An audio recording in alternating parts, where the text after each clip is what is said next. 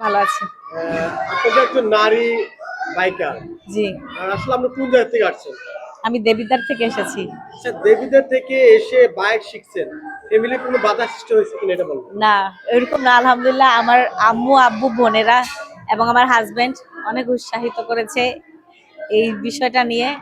আর তাছাড়া এখান থেকে শিখে গেছি, তারপরে বাসায় যাওয়ার পর আমার হাসব্যান্ডও একটু আমাকে নিয়ে মানে সময় দিয়েছে যাতে আমি একটু তাড়াতাড়ি শিখতে পারি। সে বাইক কিনে দিয়েছে।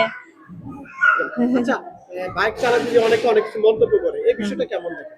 হ্যাঁ, যেহেতু গ্রামে থেকে অনেকে অনেক মন্তব্য করে, আমার হাসব্যান্ড আর আমার আম্মু, আব্বু, বোনেরা সবাই বলছে যে যেটাই বলুক না কেন তুমি তোমার লক্ষ্যে এগিয়ে যাও।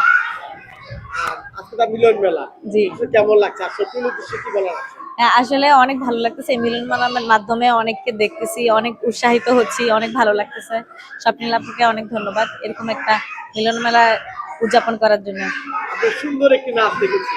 জি। আসলে এই নাচটা খুবই সুন্দর হয়েছে। আসলে এই নাচটা করতে যেয়ে কোনো বাধা সৃষ্টি হবেন কিনা? না, না, কখনোই না। কারণ আমি ছোটবেলা থেকে শিল্পকলা একাডেমিতে নাচ করেছি। আমার আম্মু নিজে নিয়ে গেছে, নিজে নিয়ে আসতো, প্রোগ্রাম করতাম। তো ওই জায়গা থেকে আমার আগে থেকেই ফ্যামিলি সবাই জানে। এমনকি আমার বাচ্চা আছে মেয়ে, সেও স্কুলে ফার্স্ট হয়েছে এই নাচে। তো ওই জায়গা থেকে কখনোই বাধা হয় না। ধন্যবাদ।